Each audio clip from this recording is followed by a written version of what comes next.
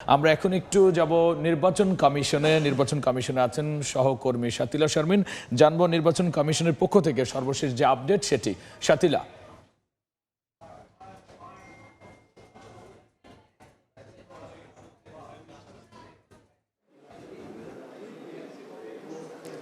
নির্বাচন কমিশনের পক্ষ থেকে নির্বাচন কমিশন সচিব আখতার আহমেদ জানিয়েছিলেন যে কি পরিমাণ ভোট আসলে এই ত্রয়োদশ জাতীয় সংসদ নির্বাচনে পড়েছে এবং যে গণভোট হয়েছে গণভোটে কি ধরনের ভোট পড়েছে আমরা সেটি আরেকবার জানিয়ে দিতে চাই। সেটি হচ্ছে 59.44% ভোট পড়েছে ত্রয়োদশ জাতীয় সংসদ নির্বাচনে। আর গণভোটের যদি আমি পরিসংখ্যানটা বলি তাহলে সেটি দাঁড়াচ্ছে 60.26%। অর্থাৎ আমরা দেখতে পাচ্ছি যে এখন পর্যন্ত যে হিসাবগুলো পাওয়া যাচ্ছে হিসেবগুলোতে হচ্ছে গণভোটের পরিমাণটা কিন্তু বেশি। এই পরিমাণটা বেশি কারণ হচ্ছে যে 300 আসনের মধ্যে 297টি আসনে আসলে ত্রয়োদশ জাতীয় সংসদ নির্বাচনের ফল ঘোষণা করেছে নির্বাচন কমিশন।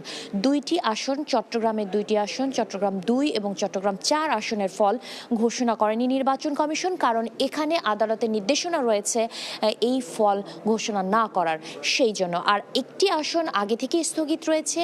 আর যে 2টি আসনে নির্বাচন কমিশন ফলাফল ঘোষণা করেনি, অর্থাৎ আসনগুলোতে কে জয়ী হয়েছে সেটি ঘোষণা করেনি, কিন্তু গণভোটের ফলগুলো কিন্তু তারা গণমাধ্যমে জানিয়ে দিয়েছেন। এ কারণেই এই আসন 2টি যোগ হওয়ার কারণে আসলে এই শতাংশটা বেশি। এছাড়া বলতে হয় যে নির্বাচন কমিশনে আমরা দুপুরের পর থেকে অর্থাৎ বিকেলের দিক থেকে দেখতে শুরু করেছি যে নির্বাচন কমিশনে ধীরে ধীরে যে পরাজিত প্রার্থীরা আছেন তারা অভিযোগ নিয়ে আসতে শুরু করেছেন। এর মধ্যে আমরা ঢাকা 14 আসনের সানজিদা ইসলাম তুলিকে দেখেছি অভিযোগ দায়ের করতে, এবং তিনি নির্বাচন কমিশনে যে অভিযোগটি দায়ের করেছেন সেটি হচ্ছে দুর্নীতি, আচরণবিধি লঙ্ঘন, অনিয়ম এবং ইলেকশন ইঞ্জিনিয়ারিংয়ের।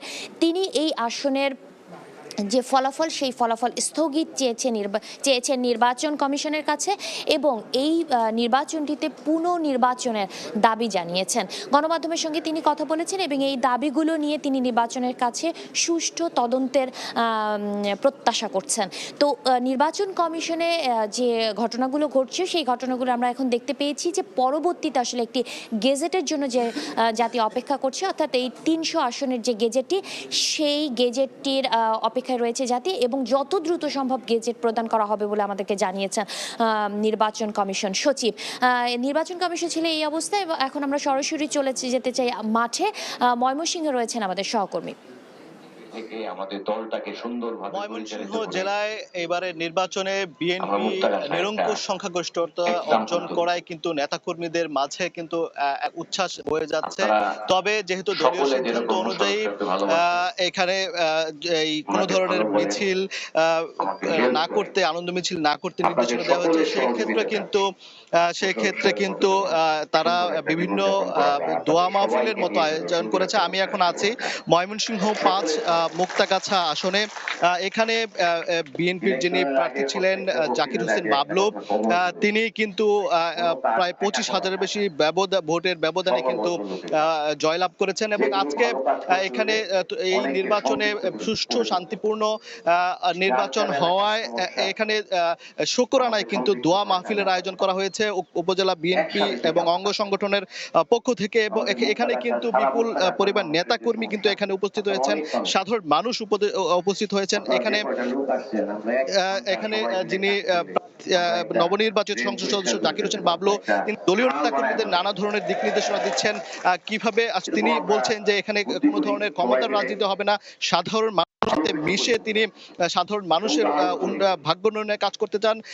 মুক্তাগাছা উপজেলার যে ধরনের সমস্যা সংকট রয়েছে সেসব সমস্যা সংকট নিরসনে তিনি কাজ করবেন, এবং তিনি যেভাবে সাধারণ মানুষদের দ্বারে দ্বারে এই ভোটের সময় গিয়েছেন, পরবর্তী সময়ে মানুষের জন্য তার দরজা সবসময় খোলা থাকবে এমনটি তিনি দিচ্ছেন, এবং তিনি বলছেন যে এই যে প্রতিশ্রুতিগুলো তিনি দিয়েছেন সেই প্রতিশ্রুতি অনুযায়ী তিনি এই মুক্তাগাছা উপজেলার উন্নয়ন করবেন, অবকাঠামোগত শিক্ষা, স্বাস্থ্য সব ক্ষেত্রেই তিনি ভূমিকা রাখবেন, এবং তিনি এছাড়াও তিনি সবাইকে এই যে এই ভোটের বিপ্লব সেটি কেন্দ্র করে এই আজকের যে শুক্রাণু মিছিলে শরীক হয়েছে সাধারণ মানুষ। তো এই ছিল আমার কাছে সবশেষ খবরাখবর। আমরা এখন চলে যাচ্ছি ফেনীতে, সেখানে আছেন আমাদের সহকর্মী আতিয়ার সজল।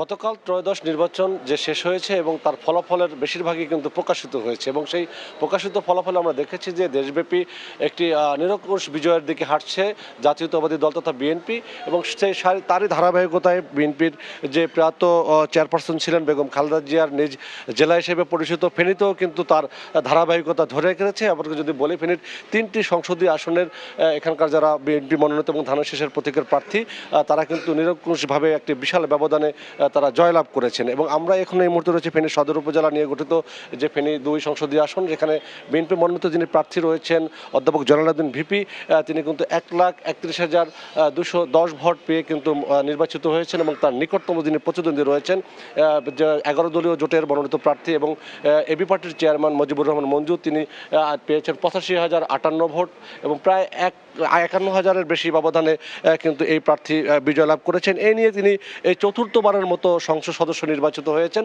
এবং তিনি তার নির্বাচনকালীন সময়ে প্রচারণায় বিভিন্ন ধরনের কমিটমেন্ট দিয়েছেন।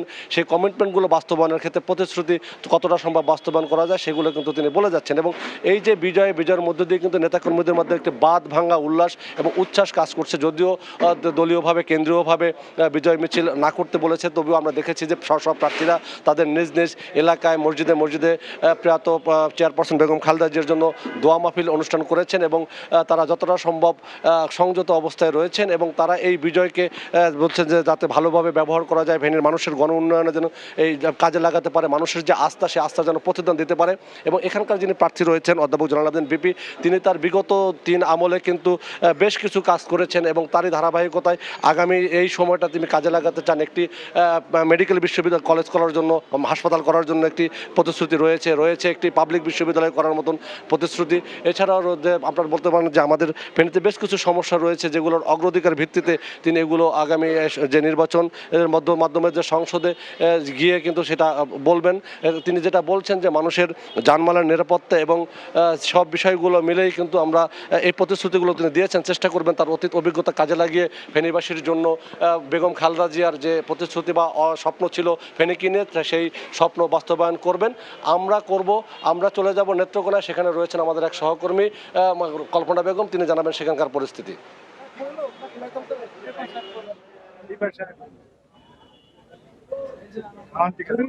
হ্যাঁ, আমি আছি হচ্ছে যে নেত্রকোনা জেলার যে সংসদীয় আসন 4 মদন মোহনগঞ্জ খালিয়াজুরির মদন উপজেলা, যেখানে সাবেক স্বরাষ্ট্র প্রতিমন্ত্রী লুৎফুজ্জামান বাবরের নিজ জেলা এবং নিজ বাড়ি।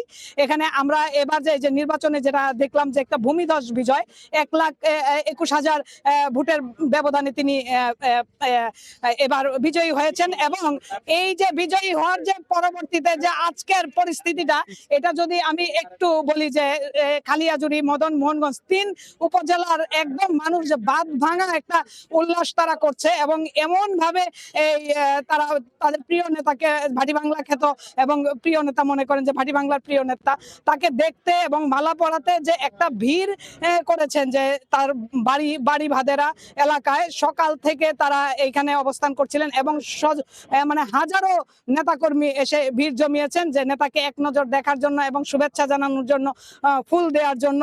তারা উচ্ছ্বাস প্রকাশ করেছেন যে এভাবে আসলে বিজয়টা এটা এই সারা বাংলাদেশের মধ্যে তারা অন্যতম দেখছেন যে এইভাবে এত ভোটের ব্যবধানে পাশ করা।